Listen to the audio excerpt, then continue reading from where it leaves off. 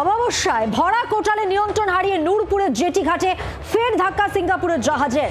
নাওতাভূম নামে কন্টেনার বোঝাই জাহাজটি কলকাতা বন্দরের দিকে যাওয়ার সময় আচমকাই নূরপুর ফেরিঘাটের পল্টনের পাশের নদী তটে ধাক্কা খেয়ে দাঁড়িয়ে যায়। আর সেই সময় নদীতে ভরা জোয়ার চলছিল, ফেরিঘাটে কোনো যাত্রীবাহী লঞ্চ ছিল না, সেই কারণেই বড় সড় দুর্ঘটনা এড়ানো গিয়েছে। প্রত্যক্ষদর্শী যারা তারা কি বলছেন, ঠিক কি পরিস্থিতি হয়েছিল, কিভাবে ঘটলো এই ঘটনা জানবো। যোগাযোগ করেছি প্রতিনিধি নকিবউদ্দিন গাজীর সঙ্গে।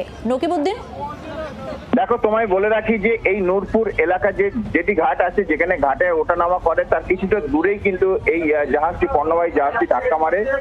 আজকের সকালের দিকে এই ঘটনাটা ঘটে। মূলত একই জায়গায় বেশ কয়েক মাস আগে একটি জাহাজ ধাক্কা মেরেছিল এবং পুরোপুরি যেটি ঘাটটায় তা নষ্ট হয়ে গেছিল। ঠিক সেই জায়গায় কিন্তু আবার এই নতুন করে একটা জাহাজের এই ধাক্কা মারার ফলে পাড় ফাটল দেখা দিয়েছে। তার সঙ্গে হুগলি নদীতে যথেষ্ট জলের যে জোয়ার আছে, সেই জোয়ারের জল বাড়ার ফলে কিন্তু অনেকটাই সমস্যা হতে পারে, কারণ জোয়ারের জল সরে গেলে এই বাঁধ ভেঙে পড়তে পারে।